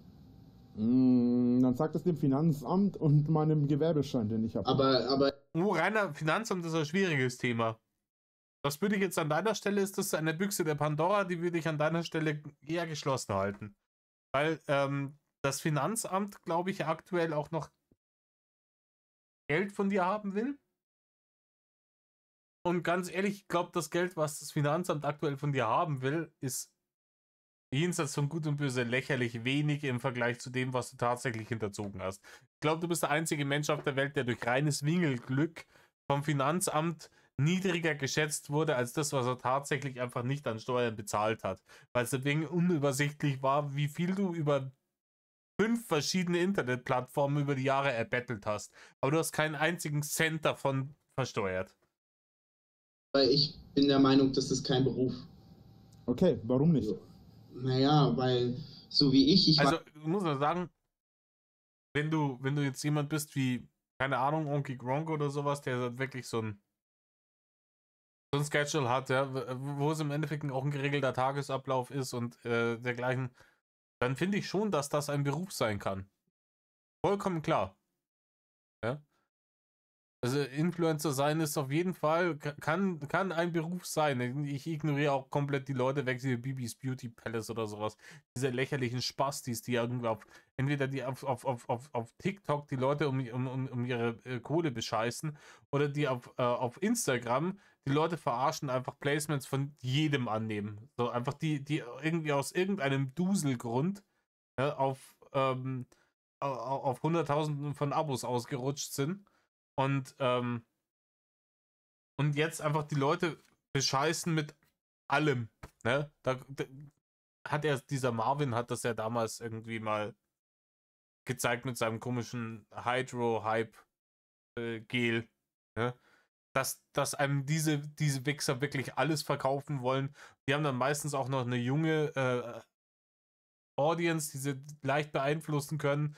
Und denen verkaufen sie dann für teuer Geld irgendeinen räudigen Bullshit, einfach nur, weil die ja Kohle von der Firma dafür bekommen. Denen ist vollkommen scheißegal, ob sich die Leute damit in den finanziellen Ruin reiten oder sonst irgendwas oder keine Ahnung, die Casino-Streams machen. Diesen ganzen menschlichen Abschaum, darüber rede ich gar nicht. Aber wenn Leute einfach sagen, hey, es gibt inzwischen im Internet eine Plattform, die ich mir selber nehmen kann, wo ich mich hinsetzen kann, und meine eigene Vision von Unterhaltung ins Internet pimmel Und wenn die Leute das gut finden, dann kommen die und dann verdiene ich damit Geld. Finde ich einen vollkommen legitimen Job. Ist ja genug Arbeit dahinter auch. Ja, nicht nur, also es ist ja auch nicht nur die Zeit, die vor der Kamera sitzen. Richtige YouTuber, ne, die sitzen ja nicht nur die Zeit dann vor der Kamera, ist ja nicht nur die Arbeitszeit, ist dann Nachbearbeitungszeit. Du musst mit deinem Management arbeiten, du musst mit Sponsoren quatten, du musst, ne, das hat ja einen Mordsrattenschwanz. Und Leute, die das dann irgendwann hauptberuflich machen, ja, natürlich ist das dann ein Beruf. Ja. Bei ihm, am Arsch ist das ein Beruf, nix ist das ein Beruf. Reini ist der Meinung, gewesen damals schon immer und bis heute, ja, hier, er macht jetzt hier den Onky Gronk 2.0, der setzt sich da einfach hin, dann wird gedaddelt, daddeln tut er den ganzen Tag, währenddessen hat er die Cam an. Und dann wird er mit Barren beworfen, weil er, ja, das ist es halt. Dass Onky Gronk auch 5 Gehirnzellen mehr hat als er und vielleicht auch einfach dadurch unterhaltsam ist, ja, weil er Grips hat. Ne, dass da mehr dahinter steckt, als einfach nur daddeln und die Kamera drauf zu halten und sich währenddessen immer fetter und fetter und fetter zu fressen, bis man irgendwann in ein sehr, sehr, sehr großes, aber sehr, sehr, sehr frühes Grab fallen wird. Checkt er nicht. Ich weiß ja, dass man einfach seine Kamera anschließen kann und anfangen, aber ich weiß nicht, ich würde das nicht als Beruf, sondern als Freizeit sehen, weil für einen Beruf, da muss man ja dann lass mich wirklich was dafür tun und vorher auch eine Ausbildung oder sonst was dafür gemacht haben, weißt du? Dann lass mich mal kurz, nee, für eine Ausbildung brauchst du für den Beruf nicht. Ich habe auch vorher schon ganz normale andere Sachen gearbeitet, aber Ja, auch keine Ausbildung. Reini, du hast dulli Scheiße für die Zeitarbeitsfirma gemacht und sogar da bist du nirgends länger als einen Tag geblieben. Wir haben ja mal eine Liste gehabt, bei wie vielen Firmen dich die Zeitarbeitsfirma hingeschickt hat. Und wenn du dann zusammenrechnest mit dem Zeitraum, den du für die Zeitarbeitsfirma angestellt warst, dann haben die dich irgendwo hingeschickt. Die Leute haben nach einem Tag, spätestens nach 3 Tagen gesagt, der ist hageldumm, den können wir nicht brauchen, der verursacht mehr Schaden, als er Nutzen hat, nehmt den wieder, für den zahlen wir keinen Cent. Und dann haben die dich zum nächsten Deppenbetrieb geschickt. Und weil die dir einfach nicht mal einen Besen in die Hand geben konnten, um eine Werkstatt auszufegen oder irgendeine Lagerhalle auszufegen, ohne dass du irgendeine Katastrophe verursacht hast, haben auch die dich wieder zurückgeschickt und dann war halt irgendwann Feierabend. Und im Plaste-Jakob haben sie sich vielleicht einfach auch nur deswegen behalten, aus reinem Mitleid, weil sie gedacht haben, mein Gott, der findet sonst nichts. Vollkommen utopisch. Okay, warte kurz. Lass uns mal den Beruf erläutern. Ja, also was ist die Definition von Beruf? Man verdient sein Geld damit, man kann davon leben und man geht zur Arbeit. So, zur Arbeit gehe ich nicht, weil ich von zu Hause aus arbeite. Außer man berechnet den Weg vom Bett zum Arbeitsplatz. Aber da, glaube ich, ist doch der Punkt, den du übersiehst. Weil ab da ist es doch keine Arbeit mehr, wenn du vom Bett dahin gehst, weil Arbeit... Ja gut, das ist Wayne, aber da versucht er jetzt ein bisschen aus der Reserve zu locken. Klar, vor allem auch seit der Pandemie wissen wir, Homeoffice ist auch legit. Das sollte kein Kriterium sein. Es ist auch vollkommen behindert, einfach zu sagen, ja, ein Kriterium dafür, dass es Arbeit ist, dass du da hingehen musst. Keine Ahnung, wenn mein Job ist, dass ich irgendwie Testschläfer für Matratzen bin, dann arbeite ich nicht, weil, keine Ahnung, ne, muss ja nicht aufstehen dafür. Was shit. Definition von Arbeit ist, du erbringst eine Leistung und du bekommst Geld dafür. Das ist Arbeit. Ja? Du erbringst eine Leistung, du bekommst Geld dafür. Dein Problem, Reini, ist, du hast nie eine Leistung erbracht. Erwartest aber trotzdem, Geld dafür zu bekommen. Weil für dich, und wir haben das jetzt hier festgestellt, aufstehen und rüber auf die Zarencouch zu meddeln oder zum Scheißen gehen schon so eine Zumutung ist, dass es schon als Arbeit zählen muss. Und sich da hinzusetzen und das hier mit dem Bibelband zu unterhalten und den arrogantesten Hurensohn der Welt raushängen zu lassen, ist für dich schon so harte Arbeit, dass du eigentlich dafür schon Hunderttausende von Euro verdient hättest. Und das sieht man dir gerade in deinem arroganten Drecksblick schon an. Trotz der räudigen Internetverbindung, die dein Gesicht zu krisselig macht. Jetzt hängt doch immer zusammen mit, ich stehe jetzt auf zur bestimmten Uhrzeit. Ich gehe da jetzt hin, ich mache meinen Teil, ich füge meinen Teil zur Bürgerschaft hinzu. Ich helfe den Leuten dadurch, dass ich Genau das meinen tue ich. Beruf vollführe. Ja, aber das ist doch... Ich zahle Steuern. Nein, Rainer, du hast damals und bis heute nicht einen Cent Steuern gezahlt. Wenn man Mehrwertsteuer mal außen vor nimmt und Kfz-Steuer, vielleicht Grundsteuer. Aber du hast nie Einkommensteuer gezahlt. Im Leben nicht. Rainer, im Leben nicht. Wo hätten denn sonst dann auf einmal diese 60.000 Euro Schulden herkommen sollen? Für meine Arbeit. Ja, wie gesagt, ich gehe von meinem Bett zu meinem Arbeitsplatz, wenn ich dann arbeite, aber ich stehe zu bestimmten Zeiten auf, das stimmt auch. Ja, zu bestimmten Zeiten. Ja, du stehst halt auf, wenn du aufstehst. Und auch da sieht man im Gesicht den Lügenblick wieder an. An Scheißdreck. Er steht zu bestimmten... Wie wenn sich der Rainer den Wecker gestellt hätte. Oh, morgen muss ich früh raus, weil ich muss ab so und so viel Uhr streamen. Ne? Arsch, Rainer. Arsch, nix stehst du zu bestimmten Zeiten auf. Ich kann es dir zeigen. Ich habe einen Wecker auf meinem Handy. Ja, weil ich habe auch einen Wecker auf meinem Handy. Den kann ich auf irgendwas stellen. Das ist überhaupt kein Beweis, du Depp. Jeden Tag um die gleiche Uhrzeit. Ja, und ob der da klingelt oder nicht, ich kann auch pennen. Ich kann auch weiter pennen. Ja, bei mir auch. Ich hab 2 Wecker, einen für morgens und einen für ja. Oh, ich habe 3. Ich kann mir auf mein Handy 20 verschiedene Wecker reinprogrammieren. Wenn ich dann einfach nicht aufstehe, stehe ich nicht auf. Einfach, dass ich einen Wecker auf meinem Handy habe, ist nicht der Beweis dafür, dass ich ein produktives Mitglied meiner Gesellschaft bin. Willst du mich einfach komplett verarschen? Einer fängt um 8, einer um 10 und 1. Ich kann es genauso, wie ich sagen würde, morgens geht die Sonne auf, deswegen bin ich arbeiten gegangen. Ja, Moment, aber ich habe dich nicht arbeiten gesehen, du warst nirgends, keine Ahnung. Was hast du denn gemacht? Kannst du mal... Nee, die Sonne ist aufgegangen, ich bin arbeiten gegangen. Das muss Beweis genug sein. Keiner, das passiert jeden Tag. Wecker irgendwie einstellen kann jeder Depp. Es ist kein Beweis dafür, dass du ein produktives Mitglied unserer Gesellschaft bist. Einer um 20 Uhr, warum auch immer der auf 20 Uhr steht. Okay. Naja, das ändert... Und dass du nicht weißt, auf wie viel Uhr du deine Wecker eingestellt hast, ist ein weiterer Beweis dafür, dass du gerade Bullshit erzählt hast. Ja nichts, wenn du um 8 aufstehst, ändert es ja nichts daran, dass das eher Freizeit ist, weißt du? Das ist keine Freizeit. Ich stehe auf, ich setze mich an den Computer, dann fange ich an, meine Videospiele aufzunehmen, meine Let's Plays. Aber das ist doch, also es tut mir leid, aber Videospiele aufnehmen, das ist doch kein Beruf. Also da kannst du mir nicht... Das kann ein Beruf sein, ne? Wenn man das drauf hat. Moment, kurz. Kartskalation. Ja, obwohl. Sorry, ich bin gerade ein bisschen abgelenkt. So. Momentan 2 von unseren Katzen, einer der ältere Kater und die jüngere Mietz, er beschwert sich zwar dann immer, aber die spielen aktuell miteinander und das finde ich cool. Nichts, da kannst du mir nichts erzählen. Okay. German Let's Play. Ungespielt. Was? German Let's Play. Was? Ungespielt. Dena. Dr. Freud. Das sind jetzt die einzigen, die mir einfallen. Gronk. Iblali. Wobei Iblali. Naja gut. Alligator 1024 ist ein damaliger Account. Das sind alles Leute, die von... Das sind alles Leute, die mit Videospielen ihr Geld verdienen. Das ist ja, und das sind alle Leute, die machen das besser als du. Die das halbwegs professionell machen. Alles für die ihr Beruf. Gronk ist der größte YouTuber Deutschlands. Oder war es zumindest ewig.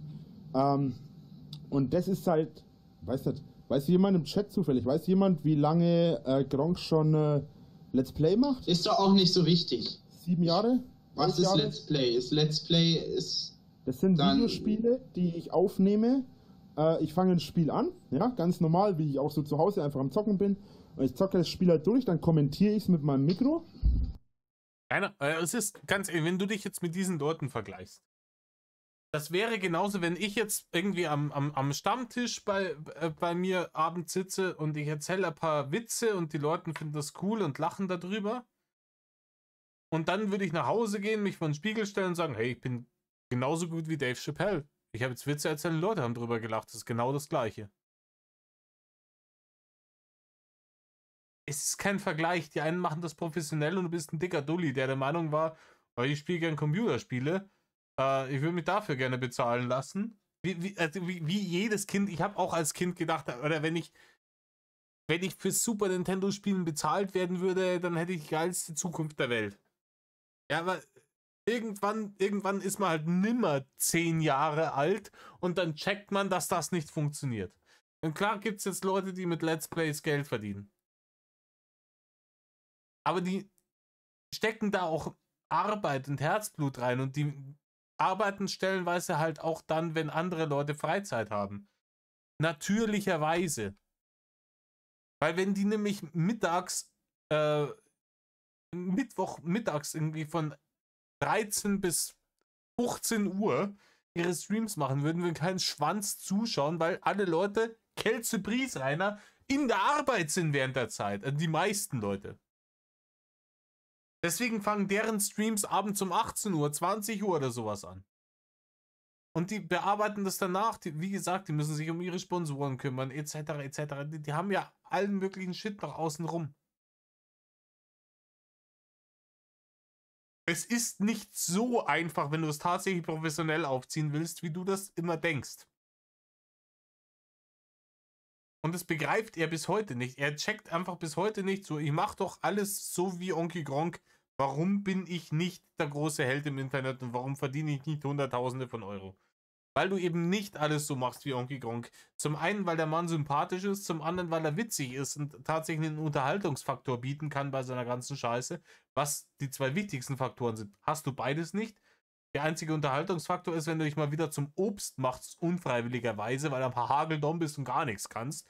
Und der dritte Faktor, den du ignorierst, ist, alles, was nicht im Stream, nicht im Video passiert, außenrum, ist auch nochmal Arbeit und Abfuck. Und dann ist das auch ein ganz normaler Job und auch ein Onky Gronk.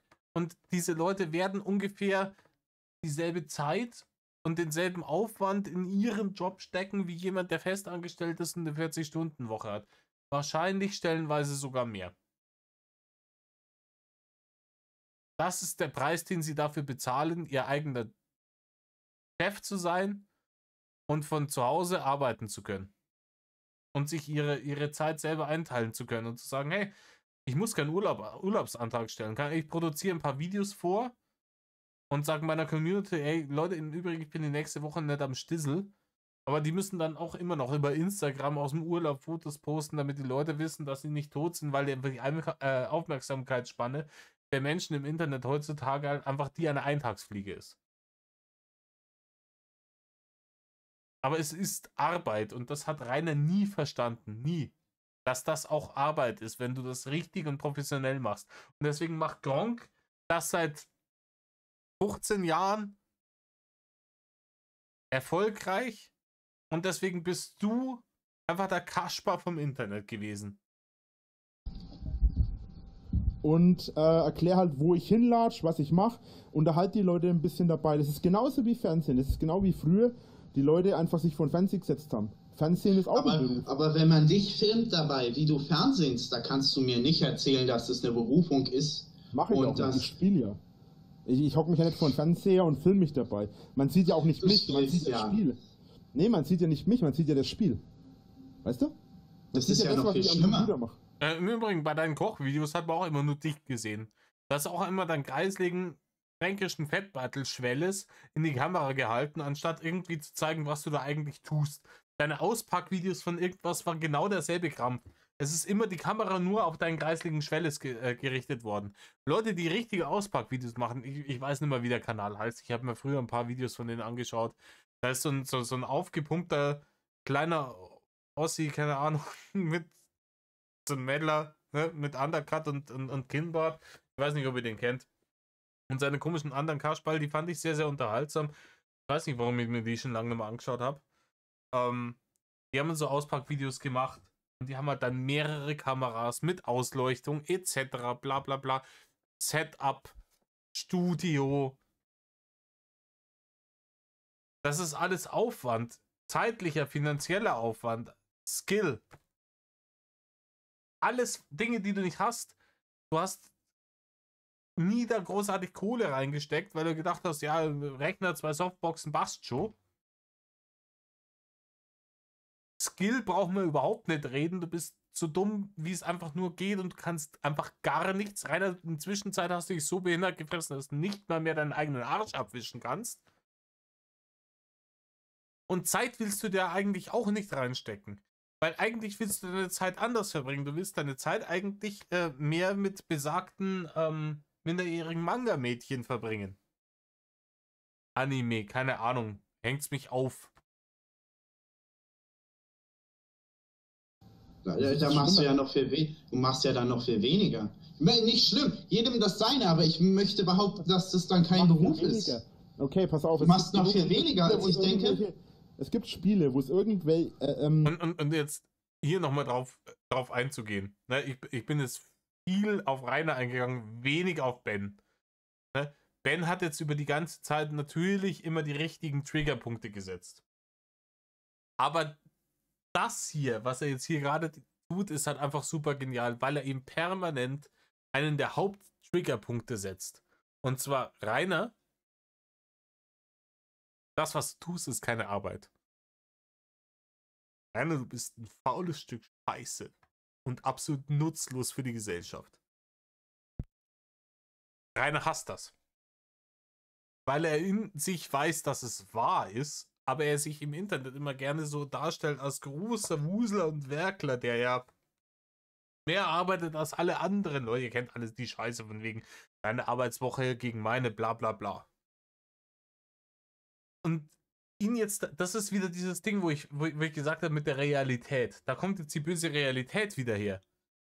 Rainer, in Wirklichkeit bist du einfach nur ein Spasti, der nichts kann, im Internet sitzt und Leute, die ihn hassen, um Bachende anbettelt.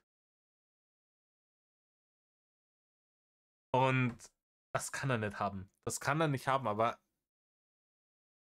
ne, Ben drückt diese Nadel immer weiter rein ins Fleisch und Rainer checkt's nicht, weil Rainer immer noch der Meinung ist, ich bin ihm ja überlegen. Er ist ja der dumme Religionsidiot. Der ist ja noch dümmer als ich. Den kann ja jetzt ich endlich mal fertig machen. Rainer ist immer noch auf der Schiene unterwegs. Ich kaufe mir ein neues Spiel, ja? Und es kommt ein Buch raus, wo die Lösungen für die verschiedenen Rätsel stehen. Ja? Derjenige, wo das Buch schreibt, das ist der Beruf von dem. Derjenige, ja, das ist richtig. Der hat aber ein Buch geschrieben, Rainer. Ja, und zwar nicht die Antwort auf die Träume oder Kindermädchengeschichten oder wie sie nicht heißen. Ne? Ich mache nichts anderes. Der Unterschied ist nur, dass ich das in Form von einem Video mache und den Leuten zeige, wo ich was wie finde. Ja, nein, Rainer, was du gemacht hast damals mit deinen Let's Plays, das sind wir mal ganz ehrlich. Wenn du tatsächlich irgendwas gespielt hast, wo du dir vorher noch nicht irgendwie das Let's Play von Gronk angeschaut hast, hast du gnadenlos versagt. Und bei irgendwelchen Point-and-Click-Adventures hast du vorher das Gronk Let's Play auswendig gelernt und hast halt original dieselben Sprüche gebracht, dieselben Witze, hast einfach das Spiel, du hast das einfach 1:1 kopiert, was Gronk gemacht hat, nur in behindert und hast dich danach gewundert, warum die Leute dich nicht mögen.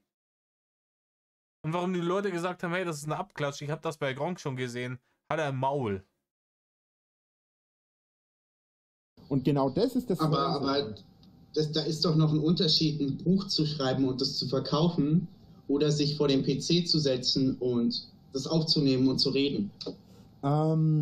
Schaust du Fernsehen, Filme, irgendwas? Ab und zu Bibel-TV, sonst gar nichts.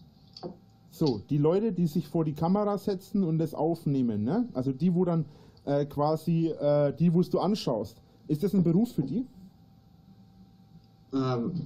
Nochmal bitte. Die ich mir anschaue, die sind... Ja. Und die, wo im Fernsehen sind, die, wo du siehst, ist das ein Beruf für die? Ja, natürlich. Der Bibelbänder spielt den Spaß hier schon echt gut. Ist es ein Beruf für die? Die gehen ins Studio, anderes. die nehmen das... ist nicht... Die gehen das Studio habe ich wo zu sie Hause. arbeiten. Das Studio habe ich zu Hause. Du hast zu Hause ein eigenes Studio? Das da ist eine Softbox. Da ist eine zweite, die ist gerade nicht an. Da drüben ist ein Greenscreen. Er war sogar zu faul, die zweite scheiß Softbox anzumachen, Digga. Es ist halt einfach wild. Er erzählt hier was über, was das für ein Beruf ist, dass das sein Studio ist. Wenn ich jetzt keine Ahnung, ich war noch nie in einer großen Produktion von irgendeinem Fernsehen, aber wenn ich jetzt, keine Ahnung, zu Lanz gehe, ja, und ich gehe da ins Studio rein, dann wette ich was. Die ganze Beleuchtung ist an und das ist alles gut ausgeleuchtet. Und wenn ich mich da rumführen lasse, wird nicht einer sagen, ja, wir haben hier jede Menge Beleuchtung, aber wir haben nur die Hälfte angemacht, weil kein Bock ist, es ist der Strom, kostet ja Geld und so. Das passt schon. Ne? Ja, dann siehst du halt den Land nicht so gut, so. Scheißegal. Ja, ich habe ein Studio zu Hause. Ich habe ein hochgradiges Mikrofon. Ja. Das Mikro ist auch Schrott, Reini. Ja, ich habe ein Studio zu Hause. Das ist nichts anderes, wie das, was die im Fernsehen machen. Ist ja okay, ich möchte dich ja gar nicht raus. Reini, es ist nichts anderes als das, was die im Fernsehen machen. Alter, mir fällt gleich ein Ei aus der Hose. Was ist nichts anderes? Das da, was er da tut. Ja, die tragende Poster vom EMP hinten an die Wand hinzuklatschen und von sich selbst sich da auf die Zarencouch zu wuchten, das Billo-Mikro anzuwerfen, eine Softbox anzumachen und versuchen, den Bibelband zu mobben, ist nichts anderes, als was die im Fernsehen machen. Ja, genauso schaut's aus, Rainer. Ich möchte aufregen, ich sehe schon, das geht ein bisschen... Das regt mich nicht auf. Das ist einfach... Es ist einfach eine Tatsache. Es gibt Leute, ich gehöre nicht zu den großen YouTubern, was Let's Plays und so weiter angeht. Schon gar nicht. Aber Gronkh, Iblali und so weiter, das sind alles ganz, ganz große YouTuber. Gronkh hat, was hat denn der aktuell? 5, 6 Millionen Abonnenten. Ja, und was hat der gemacht, was du nicht gemacht hast? Das ist immer die Frage, die du dir stellen musst. Was hat der gemacht, was ich nicht gemacht habe? Es sind 5, 6 Millionen Leute, die jeden Tag seine Videos schauen. Ja, es ist, wenn ich 6 Millionen Abonnenten habe, schauen nicht jeden Tag 6 Millionen Leute meine Videos, ist auch Horse-Shit. Ich habe 5.850 Abonnenten, sowas grob. Das hat sich schon länger nicht mehr eklatant verändert, da kommt mal wieder ein bisschen was dazu, es kommt ein bisschen was weg, aber so in dem Bereich krebs ich seit einem Jahr rum. Und ich habe 3.000 bis 4.000 Views auf meinen Videos. Also schauen sich auch nicht mal alle meine Abonnenten auch wirklich alle meine Videos an. Ja, also nur wenn du so viele Abonnenten hast, heißt das nicht, dass jedes Video auch so viele Views kriegt, oder das wäre, ne? Wenn ich 6.000 Views hätte auf jedem von meinen Videos, da wäre schön. Ne? Schaut euch meine Videos an. Der haut jeden Tag zwischen 2 und 5 Videos raus. Ja. Gronkh haut jeden Tag 5 Videos raus. Freilich. Ein Maul, Rainer. Du hast, ganz ehrlich, dieser Mann behauptet gerade von sich, professioneller YouTuber zu sein, dessen Beruf das ist. Und er hat keine Ahnung von gar nichts. Weil Gronkh jeden Tag 5 Videos raushaut. Ein ganz normaler Beruf für ihn und er kann davon leben. Es ist sogar so weit ein Beruf, dass er von den Leuten, die die Videospiele entwickeln, die Spiele zugeschickt bekommt, sogar noch bevor sie veröffentlicht werden, bevor man sie im Laden kaufen kann, nur um dann einen Tag, sobald es... Ja, weil es billige Werbung ist, Reini. Aber das Problem ist, mit dir will niemand werben. Deswegen hast du auch keine Sponsoring-Partner. Ja? Ganz im Gegenteil, wenn ich irgendwo unterwegs wäre, wo ich für so Werbegeschichten zuständig wäre. Keine Ahnung, Werbekasper von irgendeiner Firma. Ich weiß nicht, wie die offizielle Bezeichnung dafür ist. Ich bin das Werbekasper für, was weiß ich, Holy. Oder ich würde dafür sorgen, dass du Werbung für Level Up machst. Ich würde ganz ehrlich, ich würde einfach dafür sorgen, dass du Werbung für die direkte Konkurrenz machst, einfach nur, damit sich weniger Leute die Konkurrenz kaufen und sich dann denken, auf was kann ich denn ausweichen? Und dann irgendwann bei mir ankommen. Dann online kommt, also sobald das Spiel dann zum Kaufen im Laden steht, oder sogar einen Tag vorher, werden dann diese Videospiele schon als Video im Internet stehen, dass man sie anschauen kann, damit Werbung gemacht wird, damit die Leute sich das kaufen können. Ich werde bezahlt dafür, dass die Leute die Werbung machen können. Das ist im Prinzip nichts anderes wie Fernsehen. mit Aufregen. Wie viel Geld kriegst du dafür? Zu viel. Da dürfen wir nicht drüber reden. Das ist aber ganz normal, wie es arbeiten gehst auch. Da darf man nicht drüber reden. Leute, wir sind jetzt bei 20 Minuten. Das ganze Bums dauert 40 Minuten. Ich mache die Scheiße jetzt schon seit 1,5 Stunden. Ich spule jetzt hier noch mal ein paar Minuten zurück. Weil da darf man nicht drüber reden. Ist glaube ich, so ein guter Punkt. Da würde ich gerne beim nächsten Mal wieder einsteigen. Ich muss mir jetzt was zu fressen machen. Es ist schon relativ spät am Abend. Ich bin von der Arbeit gekommen, dann musste ich die Katzen füttern, dann musste ich noch was im Haushalt machen, dann musste ich duschen, dann habe ich mich hierher gesetzt, dann mit der Scheiße angefangen. Jetzt kommt dann irgendwann mal eine bessere Hälfte von ihrer Malochene nach Hause und dann müssen wir was zu fressen machen. Ne? Und beziehungsweise, damit fange ich dann jetzt. Dementsprechend werde ich euch den Rest von dieser Geschichte morgen aufnehmen. Ich hoffe, dass die Scheiße hier relativ schnell hochgeladen werden kann, obwohl ich mir, was die Monetarisierung angeht, keine großen Hoffnungen.